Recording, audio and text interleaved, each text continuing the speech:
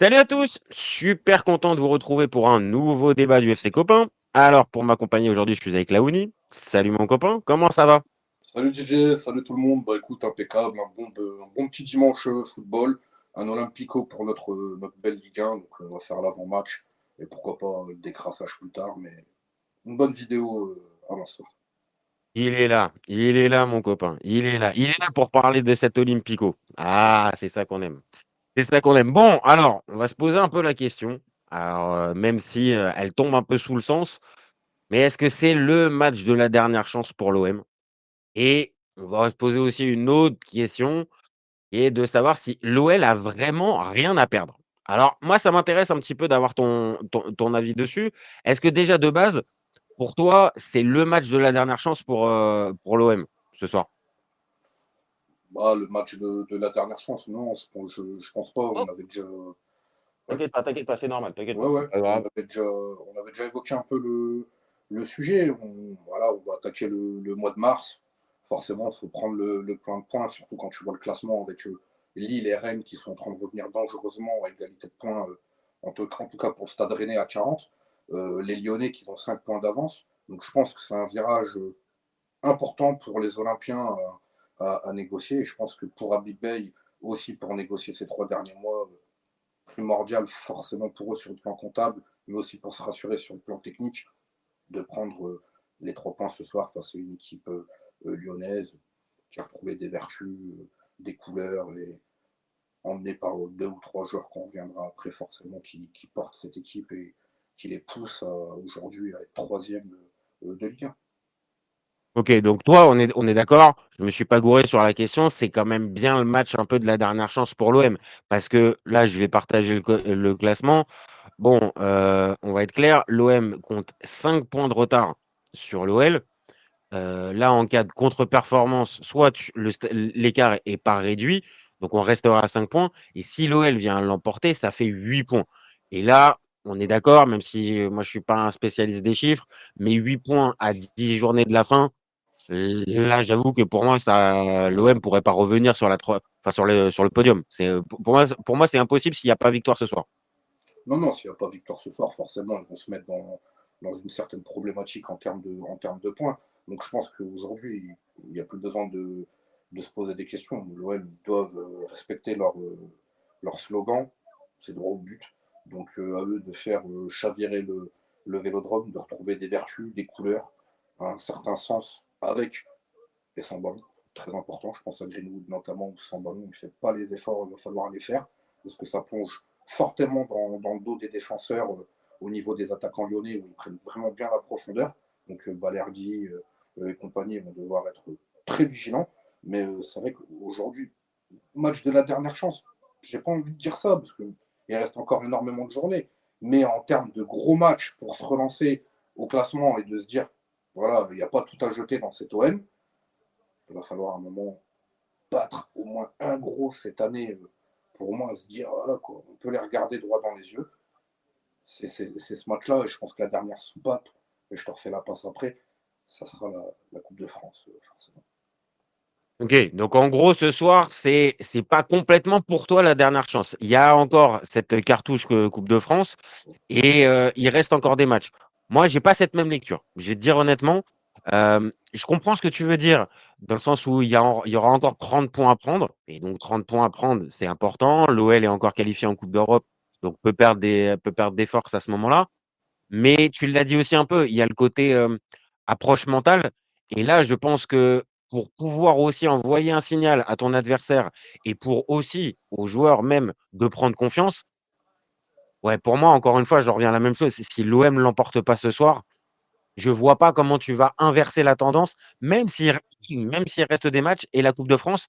Mais en Ligue 1, pour moi, il est charnière ce match. Tu peux pas passer à côté, qui plus est, avec les occasions qui ont été loupées de l'OM depuis plusieurs semaines. On le rappelle, l'OM, ça n'a pas gagné depuis un mois en Ligue 1.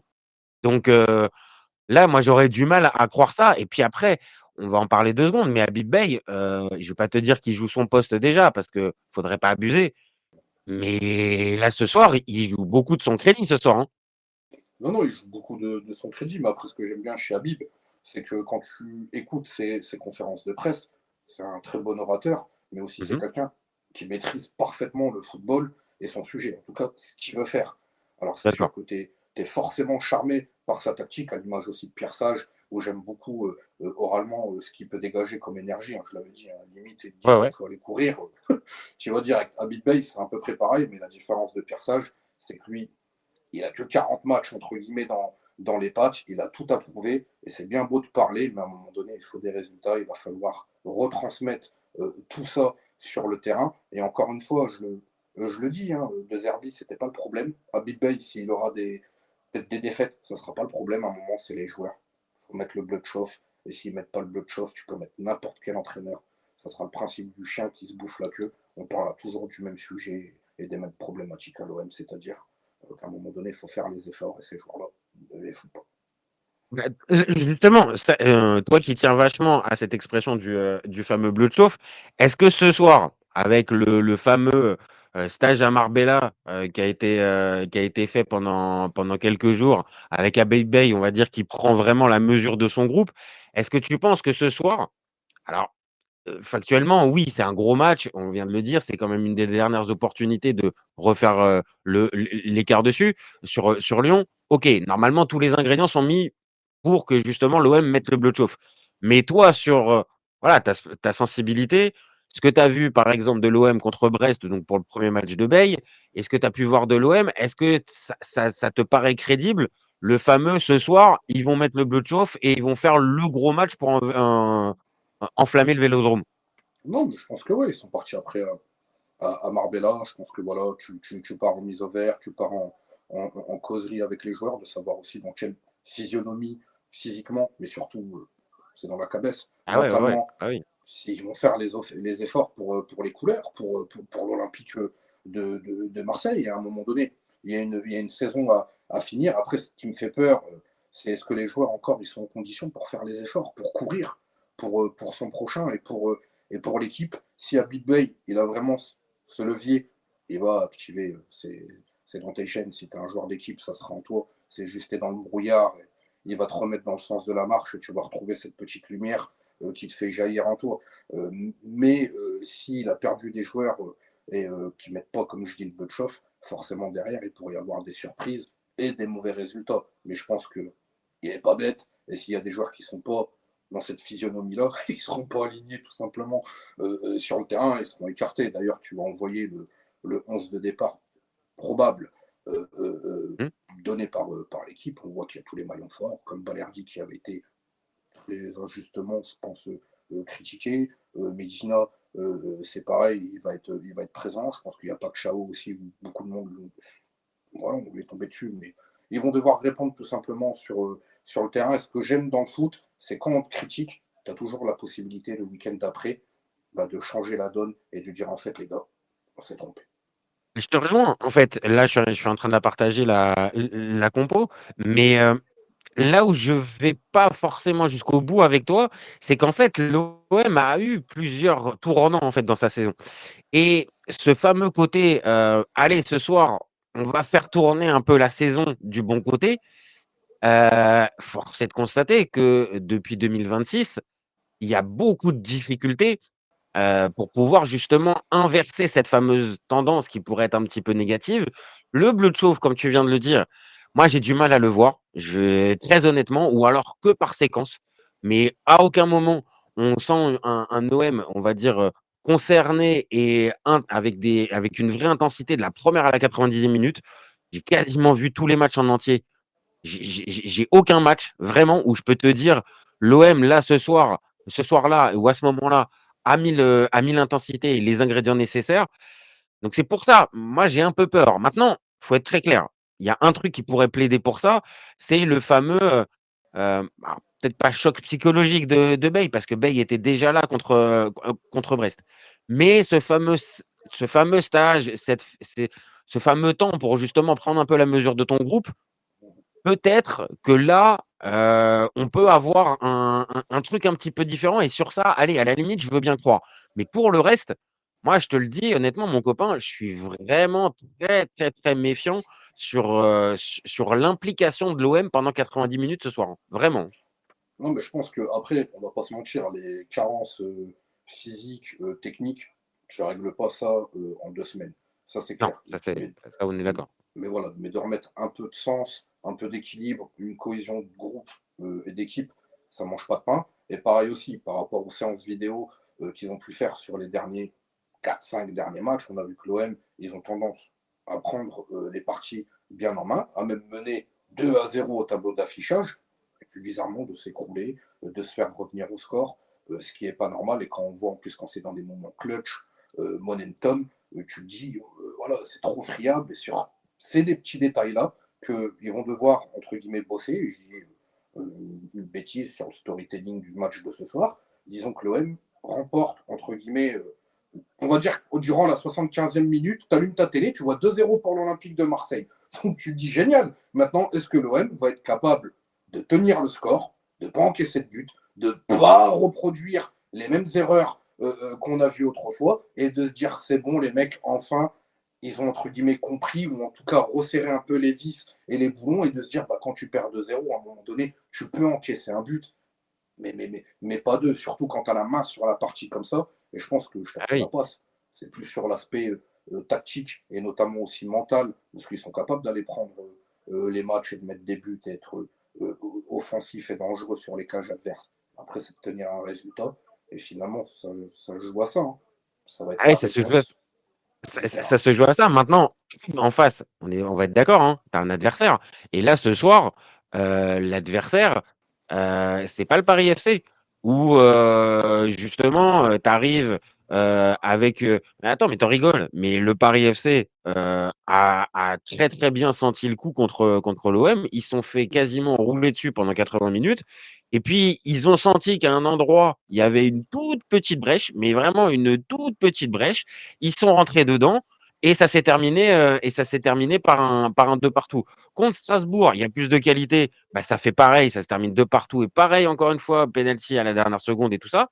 Et là, moi je te dis en face, alors OK, Lyon vient de perdre contre Strasbourg. Donc ils ont perdu leur invincibilité de 2026.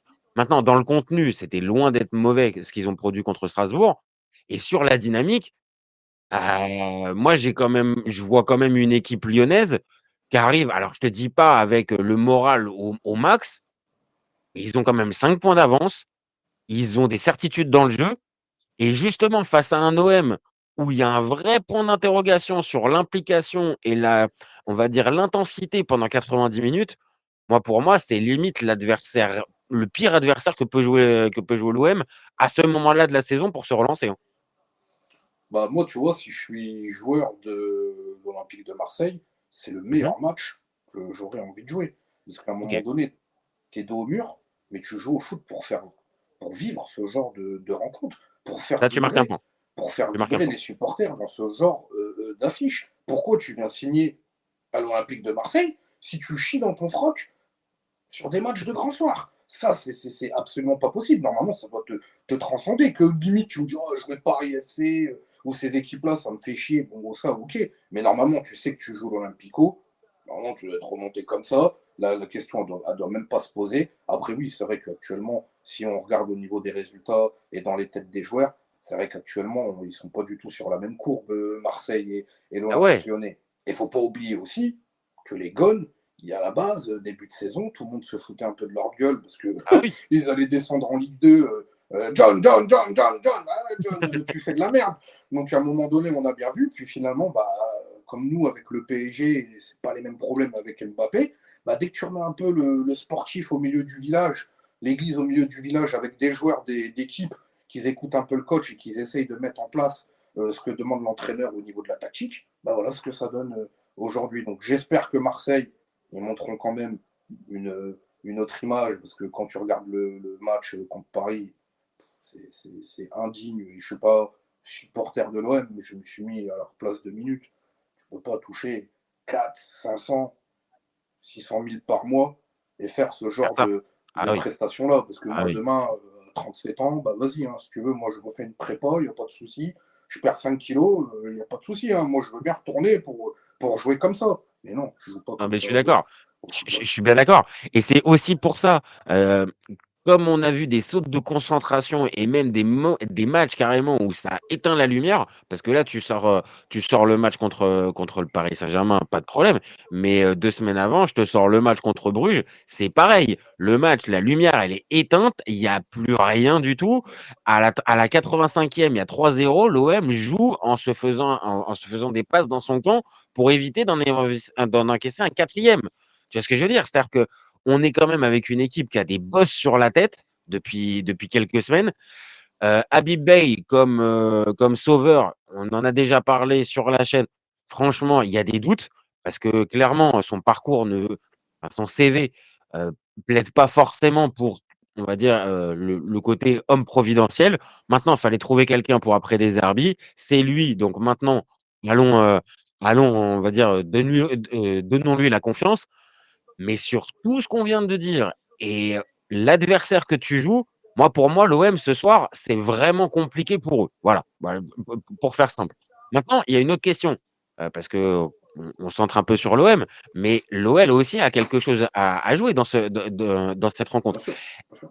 La fameuse question que je pose, l'OL a vraiment rien à perdre avec ces fameux 5 points d'avance sur Marseille. Est-ce que c'est vrai ou attention, en cas de défaite, ça pourrait s'inverser un peu cette tendance parce que ça ferait 2 défaites consécutives contre Strasbourg et contre Marseille pour les Gones.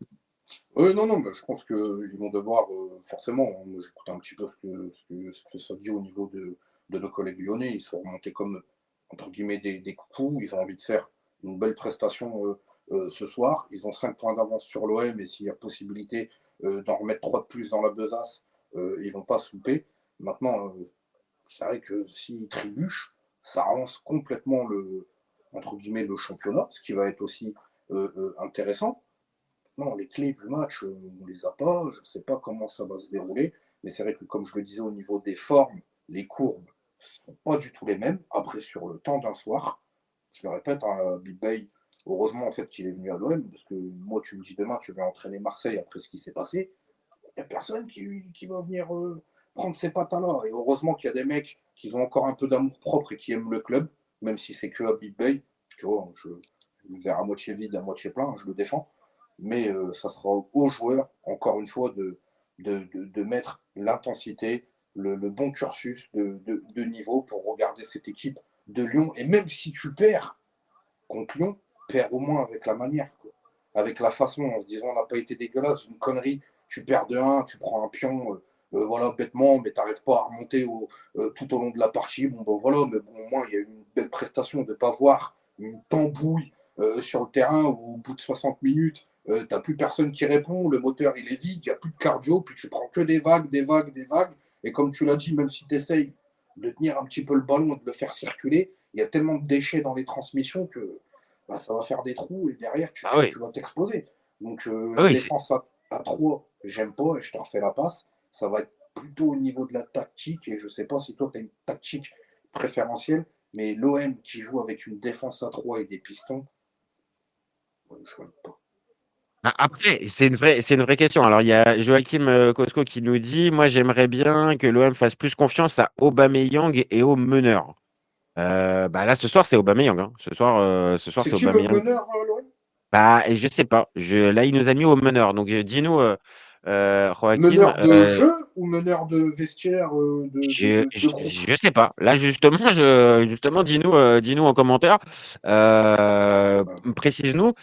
Maintenant, le côté Aubameyang, je peux comprendre. C'est-à-dire que Aubameyang, il a pour lui clairement son expérience.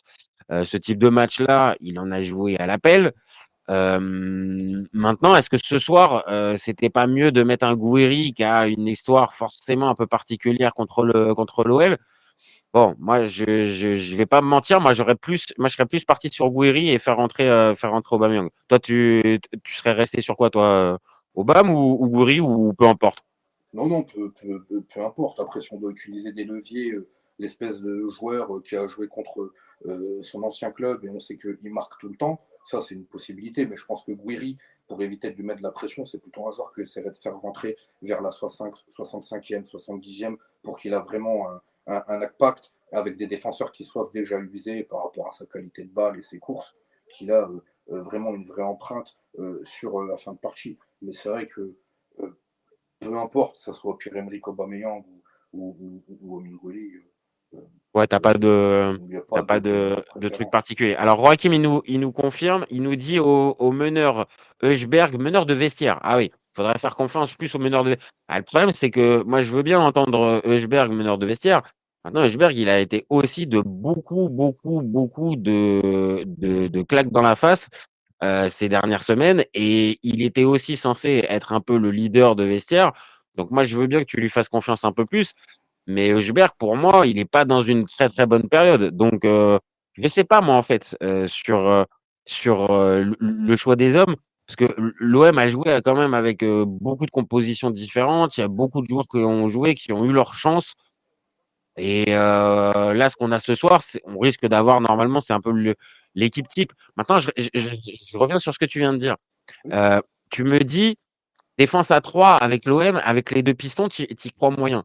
Mais pour moi, Emerson et Weah, ils sont plus à l'aise dans un système avec trois défenseurs derrière que dans une défense à 4. Hein. Ouais, mais en fait, c'est ça le problème, c'est le profil des joueurs. Et on l'a vu cette saison, la défense à 3 c'est très dur une défense à 3 surtout avec les pistons. Et moi, ce que je reproche aussi à l'OM, c'est que pour jouer de cette façon-là, il faut avoir une certaine caisse, il faut avoir un certain volume. À Ah, on est l'image d'accord. de Højbjerg, où arrivé la 65, 67, la 60e minute, pardonnez-moi, j'en bafouille, mais il est tout rouge, il est pourri comme pas possible. Mais tu te dis, c'est pas possible, quoi. Et surtout quand tu joues dans ce style de technico-tactique, tu te dis, les gars, il faut avoir quand même un certain pedigree, un certain volume, une caisse, une technique. Ah, la caisse, par exemple, un Weah, il l'a. Je sais pas ce que tu en penses, mais Weah, il a la caisse pour pouvoir faire justement les allers-retours sur le côté. Par contre, peut-être que tactiquement, là, c'est peut-être la question, c'est peut-être que tactiquement, il y a peut-être des manques. Je pense par exemple au premier but contre le Paris Saint-Germain au match retour, où il se fait aspirer, mais tellement bêtement sur son côté, et ça libère l'espace derrière, et on sait comment ça se termine, but du Paris Saint-Germain en contre-attaque, et ça te casse le match. Donc, ok, peut-être qu'il n'a pas le profil, l'expérience tactique, mais pour moi, on va dire le profil du joueur, ça peut coller. Maintenant, tu as raison sur un truc. Une défense à 3, on claque pas des doigts, en fait. On claque pas des doigts en la décrétant, et ça se travaille un minimum. Et on l'a vu contre Brest, Marseille est passé avec trois schémas différents en cours de match. Donc, tactiquement, c'est là où, encore une fois, moi, j'ai vachement de crainte, en fait, pour cet OM. C'est que tactiquement, je sais pas où est-ce qu'il va. Et Habib Bey, ok, avec le Red Star, c'était intéressant. Ça a pu être intéressant par moment, par séquence avec Rennes. Et bon, toi comme moi, on va être d'accord, c'est pas Guardiola, Habib Bey, tu Non, vois. non, c'est pas Guardiola, mais j'ai l'impression que c'est la compo de Zerbi, ça, en fait. C'est ce que proposait De Zerbi, en fait. C'est que ça veut dire Ah, que vous avez. On est d'accord. ouais, ouais.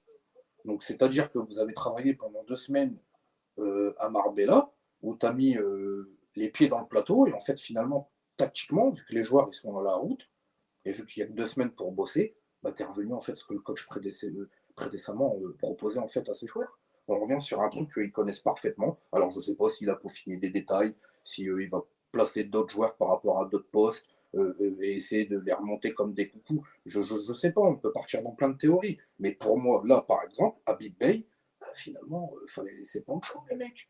Il n'y a pas de tactique, il n'y a rien. Et il revient en plus avec le 3-4-3 que proposait en fait finalement De Zerbi. Alors que tu vois sur beaucoup de chaînes marseillaises ou des supporters de l'OM, ils en ont marre de voir cette défense à 3. Il faut retrouver en fait de la stabilité. Moi, je mettrais un bon vieux 4-4-2 des familles comme à l'époque, avec une vraie ossature, avec deux centraux, avec deux joueurs devant la défense qui protègent bien évidemment cette défense qui est hermétique, entre guillemets, et puis après de là derrière, tu vas voir, tu vas retrouver de l'épaisseur. Mais moi, je suis désolé, à 3 derrière, c'est les portes ouvertes, et en plus, Emerson et Wea, pour moi, ils sont pas capables d'enchaîner les allers-retours sur 90 minutes comme ça. Après, je sais pas, peut-être qu'on se trompe aussi hein, sur la compo. Hein. Moi, d'ailleurs, je ne suis pas fan des grandes presses qui sont soi-disant dans le vestiaire et qui te donnent déjà la compo avant l'heure de match. Hein. Souvent, la compo, c'est 1 heure avant le coup d'envoi. Au PSG, il n'y a personne qui l'a, la compo, hein, que ce soit l'équipe, RMC, Canal, BIN, il n'y a personne qui l'a. C'est 10 minutes avant que le match il commence. Tu dis, ah, il a fait ça avec toujours une surprise. Donc, Et j'espère que ça ne sera pas ce 11 de départ-là avec cette tactique, mais si ils repartent en 3-4-3, mon Dieu, j'espère qu'ils ont travaillé réellement un minimum avec une cohésion et qu'ils ont resserré les coudes, parce que si c'est la même défense et la même aptitude qu'on a vu sur les derniers matchs, et je ne suis pas Marseillais, hein, je parle comme si je l'étais, franchement, au coup de sifflet final, ça va gueuler très très sévèrement. Oui, oui, non, mais là, on va être très clair, hein. L'OM, là, sur une séquence de 4 jours, il joue sa saison, véritablement sa saison. Parce que entre là, le match, moi je dis match de la dernière chance, toi tu es un peu plus mesuré, mais Oui, on va dire voilà, match coup près ce soir. oui, Et surtout, match énormément encore plus coup près mercredi contre Toulouse en quart de finale de Coupe de France.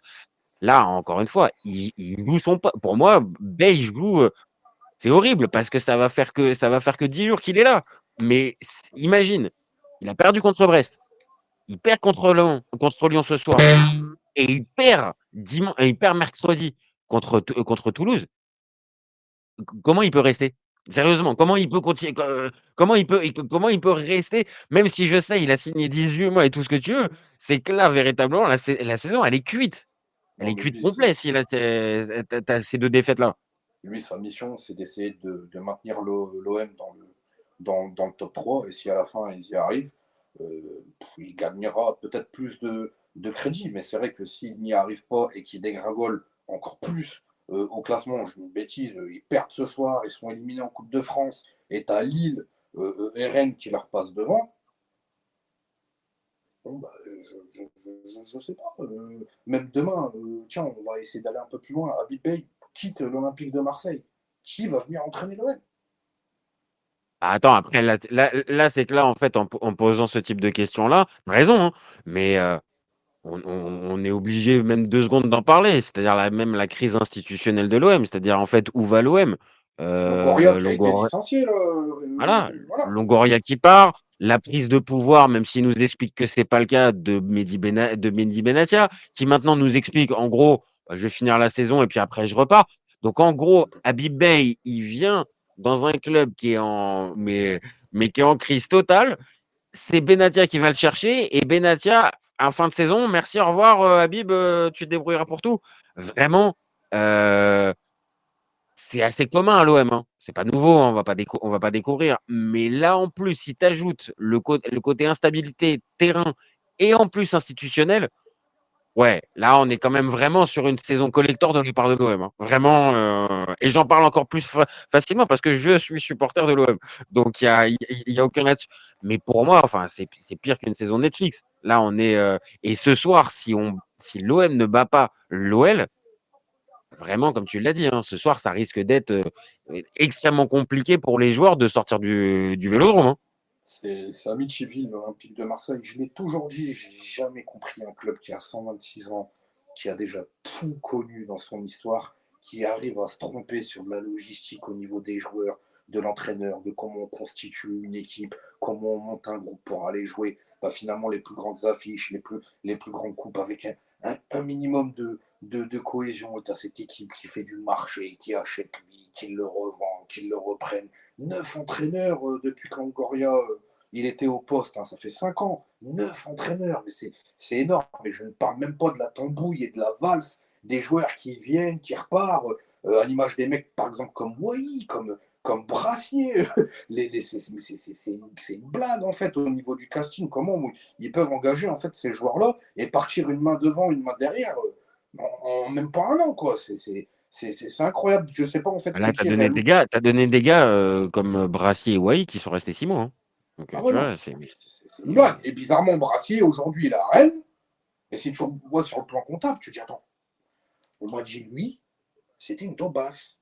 Mais les gars, il est à Rennes, dans la défense centrale. Et bizarrement, Rennes, ils sont en train de remonter au classement. Et ils sont même à égalité de points avec nous, avec Brassier qui joue derrière. Et sur les derniers matchs que tu vois de Brassier, tu te dis, à un moment donné, il y a un problème, quoi. Parce que, ok, c'est pas Costa Curta ou Maldini, on est d'accord. Oui, Et oui, quand sur le même. terrain, voilà, quoi. Moi, tu me mets à côté de Medina ou de Balerdi, excuse-moi, hein, il y a match. Hein. Bah non, et surtout sur ce qu'on voit de surtout sur ce qu'on voit de Balerdi, sur ce qu'on voit de Pavard, tu peux ajouter même Pavard Ah aussi, oui, ah oui. depuis le début de saison. Forcément, tu peux te dire ça.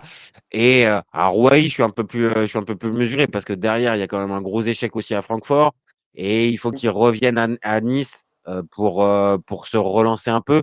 Et j'ai un peu des doutes en fait sur Rouahi, mais c'est un autre sujet. Mais là où je te rejoins, c'est que Brassier, clairement, il a pas eu assez sa chance. Et quand l'espace, pour le coup, il est resté 6 mois, mais on va dire, il a joué 3 mois. Il a eu 2 matchs véritablement, vraiment très compliqués où il a fait des bourdes. Et derrière, il est sorti. Donc, tu as raison là-dessus. C'est-à-dire que l'OM n'a pas donné sa chance à plusieurs joueurs depuis plusieurs saisons parce que par manque de temps, par peur de perdre de l'argent sur la valeur du joueur en question, et donc plutôt que d'essayer de le développer, bah vas-y, on a senti que ça marchait pas, donc on le revend tout de suite. Ok, peut-être que financièrement tu t'y retrouves, encore que on entend que l'OM globalement a des pertes records et au final ça marche pas tant que ça. Donc, comme je viens de dire, financièrement, c'est compliqué. Ça a l'air d'être compliqué. Sur le terrain, c'est compliqué. Dans le club, c'est compliqué. Ah là, ce soir, vraiment, hein, sans déconner, vraiment, ce soir, il serait inspiré de gagner parce que là, le mot prise, moi, j'avoue, je pourrais pas comprendre qu'il y ait un supporter de l'OM qui me dise pas ce soir si l'OM perd pas, si l'OM perd, que l'OM est pas en crise, hein. J'avoue, je peux pas arriver à croire ça. Non, non, ils vont rentrer dans une crise qui sera chronique, forcément, et surtout à l'image de Franck McCourt, qui a été aussi ciblé. Il a annoncé quand même qu'il serait prêt aujourd'hui à vendre le club. Et je pense que réellement la meilleure porte pour l'Olympique de Marseille, c'est qu'il y a un riche investisseur qui aime le football et qui va aimer l'Olympique de Marseille, qui va réellement mettre des sous dans le club. Après, c'est quelle somme, c'est à quel prix, c'est quel montant. Il y a énormément de problématiques et de choses aussi à changer, à racheter et à corriger. Ça fait déjà beaucoup de sous juste pour modeler tout ça.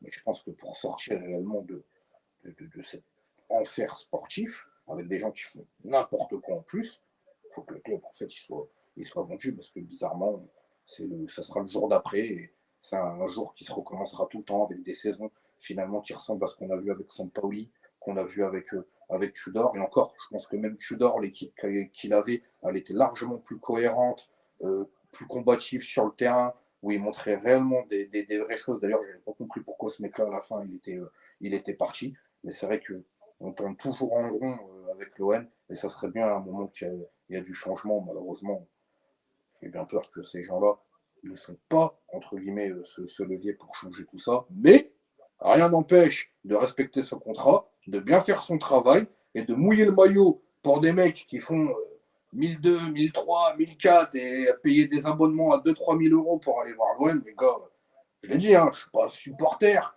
mais à un moment donné, rendez-leur aussi un petit peu cet amour d'aller Merci. voir voilà, le club et de se dire voilà quoi. Moi je le sais, hein, j'ai des collègues qui sont là tous les week-ends, les gars sont charriés. Alors, qu'est-ce que tu veux même moi, ça fait longtemps. Hein. Je charrie même plus. Tu vois, je charrie même plus, à moins qu'il y ait un guignol qui raconte des conneries comme Oui. d'habitude sur les réseaux. Mais si j'ai mon collègue qui est là, il parle de l'OM, ça ne me viendra même pas 2 minutes à l'idée de dire toute façon, même lui, voilà quoi. Mais, Ah, c'est ça en fait. C'est qu'en fait, on est arrivé à un stade que tu décris, et malheureusement, je suis assez d'accord.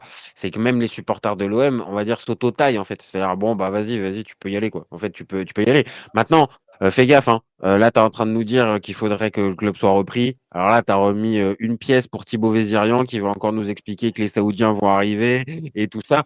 Maintenant, voilà, on va pas se mentir. oui, je Peut-être que l'avais ça serait fusillé la en solution. vidéo, donc il n'y a pas de souci.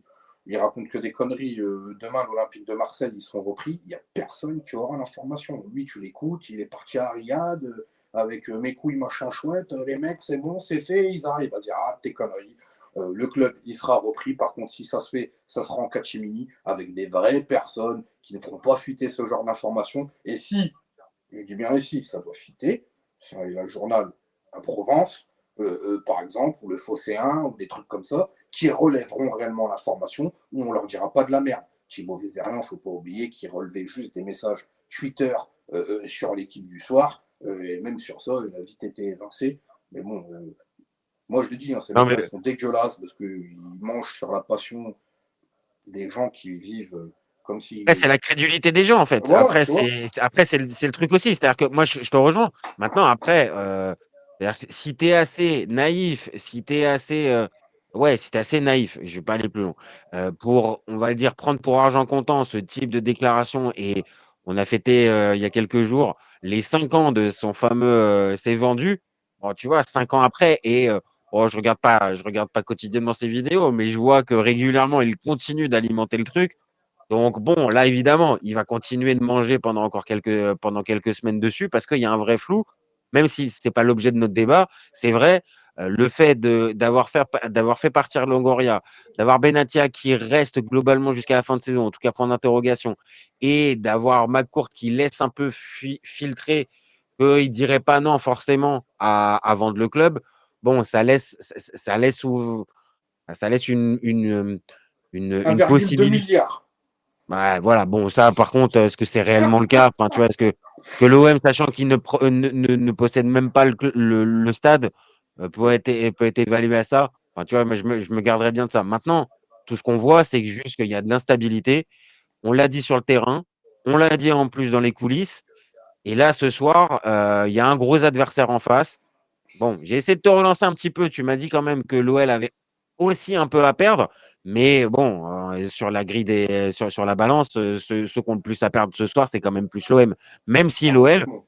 peut peut pas non plus galvauder le match. Mais comme on l'a dit, moi, j'y crois pas à ce qu'ils galvaudent le match. Les Lyonnais, ils vont arriver pour, au contraire, aller casser l'ambiance du Vélodrome, hein, pour moi. Non, ils vont essayer de mettre encore un coup de clim dans le stade. Mais à un moment donné, je l'ai dit, c'est dans le vestiaire. Est-ce que les mecs, ils en ont marre, à un moment donné, de prendre des piquettes, de prendre un moment des soufflantes? Les gars, regardez-vous un peu devant une glace, un minimum. Hein. C'est 11 bonhommes contre 11 bonhommes, on joue au foot. À un moment donné, voilà, tu peux dire de toute façon tous les discours, si là, à l'intérieur, que c'est pas allumé, tu pourras pas avancer. Maintenant, c'est eux qui ont toutes les clés pour cette fin de saison. Est-ce que après il faut se qualifier en Ligue des Champions pour l'Olympique de Marseille? Oui, ça serait primordial, mais après, ça serait pour faire quoi, comme dirait Florian Thauvin? C'est ça, en Toujours la fait, même le chose. truc. Ça, Et le projet c'est toujours la même chose et sportif, t'inquiète pas. T'inquiète pas que si c'est le cas, on aura le temps largement on oh aura oui, largement le temps d'en reparler. Maintenant, voilà, on s'est positionné pour le match. Voilà, match un peu de la dernière chance pour l'OM. Pour moi, c'est sûr et certain. Pour la Uni, il y a quand même encore des matchs derrière. L'OL, quand même des trucs à perdre et il faudrait pas non plus arriver en touriste parce que même si l'OM en crise, bon, tu sais jamais sur comment ils peuvent être. Maintenant, place au terrain, hein. Faites-nous rêver les copains. Faites-nous rêver et donnez-nous pour le coup, comme on dit très souvent, donnez-nous du spectacle, pas un match fermé et pas un match où l'enjeu tue le jeu parce que voilà, c'est le match du dimanche soir, c'est un peu la vitrine de la Ligue 1 aussi, ce type de match-là. Donc envoyez-nous du jeu. On est non, d'accord, mon non, copain? on est d'accord, on est tout à fait d'accord. Je pense que l'Olympico, de toute façon, c'est toujours des matchs où ça a été toujours des très beaux matchs avec pas mal de buts. Hein. Il me semble qu'il n'y a jamais eu de 0-0 dans ce genre d'affiche au passage, si je J'ai ne dis pas de pas souvenir, n'importe hein. quoi. J'ai pas Voilà, de il n'y a pas souvenir de ces souvenir derniers de temps ça. d'un 0-0. Ah J'ai oui, pas de non, non, souvenir. il n'y a pas de ça. Donc on va avoir des buts, une belle rencontre. Et après, voilà, je le dis encore une fois, hein, le slogan des Marseillais, c'est droit au but.